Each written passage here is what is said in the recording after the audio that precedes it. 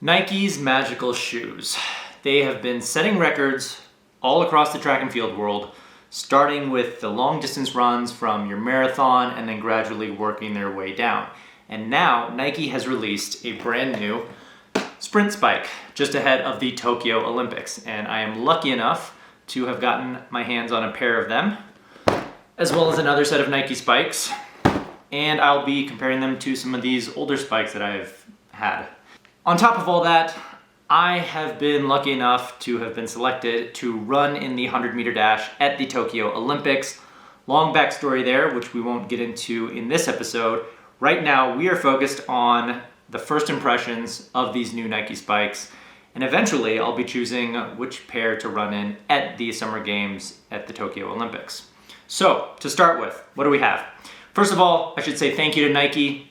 Nike was kind enough to send me 2 sets of spikes, both of which I'm free to test out and to see if I'd like to run in the Olympics in them.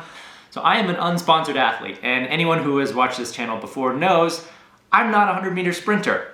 I self-identify as a skeleton racer. That is the sport that I've been focused on for over a decade now. That's the sport that I've been ranked top 10 in the world in, and that's been my focus. And yet I've stumbled into this opportunity where I won the 100-meter nomination for American Samoa by 800ths of a second, and I'll be competing in Tokyo now. So now, over a decade after having graduated from college, I'll be going back to track and field, and I have to figure out which sprint spike should I run in. So, given that I'm an unsponsored athlete and I'm not a podium threat at the Olympics, I have free reign over which shoes I want to wear. Let's start all the way at the back, and then we'll work our way forwards to this latest prototype Nike pair. To start with, these are a set of New Balance 1005s. These are the sprint spikes that I used in college. I got these all the way back in 2005. And shoe technology has certainly come a long way since then, but they're still the most comfortable sprint spike that I've had. It has the signature shape of a sprint spike, where it's elevated over the heel, and it's got a nice aggressive toe plate with a great spike pattern in it. And it also has the zipper, so it keeps the laces from flopping around. Great shoe. I don't know how technologically advanced it is, and unfortunately the toe has started coming apart right at the top there. If you're able to see, I've had to re-glue it a couple of times, but ultimately it's not really a sustainable solution. So I don't use these that often anymore, in spite of them being the most comfortable shoes that I have. Then I got some Brooks spikes. So Brooks, they've been great to me, so they actually hired me as a model for one of their campaigns. Their glycerin shoes are the most comfortable trainers that I've ever used. Training in these is like dancing on a bed of marshmallows. Highly recommend for anyone who likes a cushy ride. Maybe not the best for doing high speed work, but overall these are my go-to trainers now. They also sent some sprint spikes, so again, thank you to Brooks for that. I was able to test these out over the preceding months.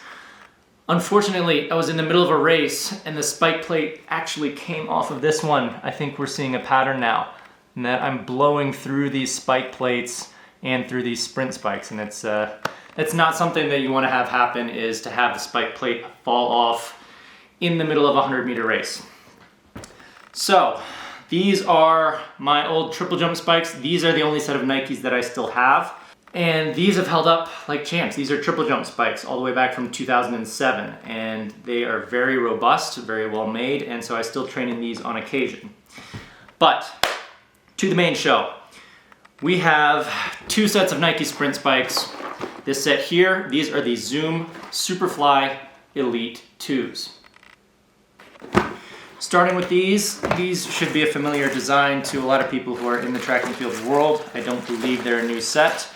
This is their signature sprint spike, and the very first thing that I notice about these shoes is how incredibly light they are. These things are featherweight, so they use Nike's Atom Knit weave for the shoe itself, and that it's basically gossamer. You can see right through the shoe from one side to the other. I can actually look through and see the camera on the other side of that. So these do not have a lot of material in them, but they look fantastic. On the spike plate, you'll see you've got 4 spikes over the ball of the foot, and then you've got 4 additional spikes up at the top, and then you've got this really intricate, almost organic looking design to the spike plate there. Really lightweight, feels quite rigid, and it's just a heck of a cool design too. As far as flex goes on these, they are stiffer than some of the other spikes that I've had in the past. So this has been the big area of technological improvement in the spike world in recent years. It's how stiff this plate is and how well it preserves energy when you're running. So if you compare this to, say, the old New Balance here, this guy folds in on itself relatively easily. It's got a big, thick plate sort of right there, just below the ball of the foot, but up towards the top, it folds in on itself pretty easily. The Brooks as well, a little bit stiffer, but there's definitely some flex in it there. Compared to the new Nike here, the Superfly Elite 2,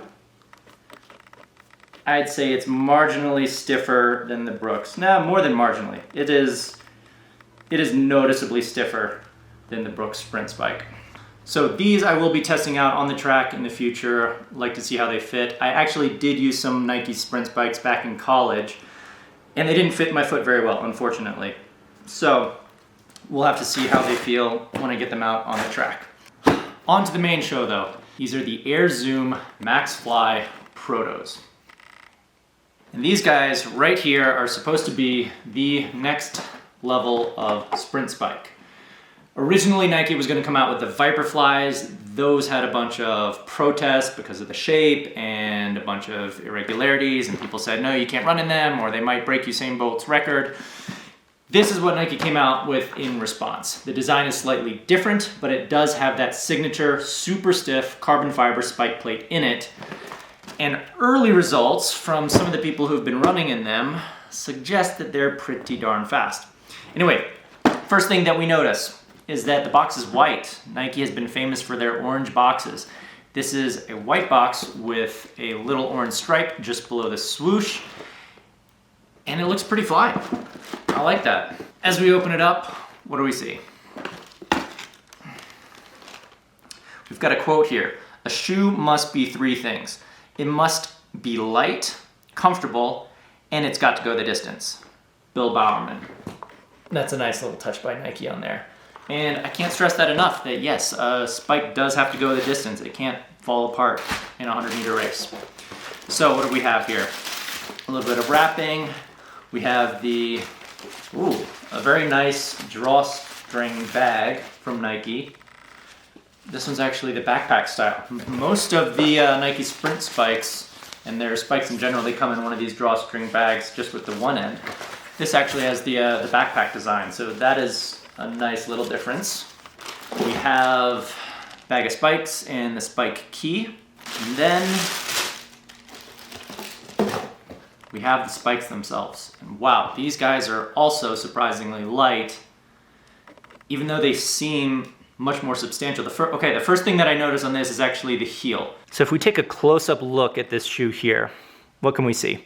So one thing, we've got this foam heel right at the back half of the shoe, which is really light. It's not very dense at all, and it doesn't add a lot of weight. It feels significantly lighter than the triple jump shoe, even though that's what it looks like in appearance. Then in the front here, we have got this air bladder. Looking at the bottom here, it actually looks like a 2-chamber bladder. It's got this division right here underneath the plastic spike plate. 3 spikes over the ball of the foot, not 4, and then 4 up at the top. And what is really cool is you can see actually straight through the bottom of the shoe. So in between this air bladder and then the front bit on the toe, that's just blank air right through there. And then there's another gap as well behind the air bladder and then just before this high-tech foam that Nike uses. And then there's this signature bit. You can see just a little bit of the carbon fiber plate, this little black line right along the side sticking out. And that's what gives it the signature stiffness. This is by far and away the stiffest shoe in this collection here. So just holding it out in front here, trying to bend it, it is stiff as a rock. Wow. I am astounded. I cannot stress how stiff that shoe is. And they don't want to bend. They really do not want to bend. And I think that's part of Nike's energy preservation strategy. And that's what makes them that little bit faster. So just again, to compare the Flex in their previous top of the line spike, Flex in the Brooks, the old New Balance, and then the new prototype Maxflies. Just, they don't want to bend. They do not want to bend. That is amazing. As I mentioned, I am an unsponsored athlete. I do not have a shoe sponsor going into these Olympics.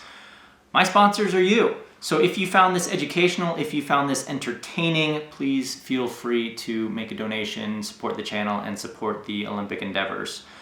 Going after one Olympics in one sport is tough enough, and going after 2 Olympics in a summer and a winter sport is financially stupid. So if you would like to fuel the stupidity, by all means, feel free to donate. Thank you so much.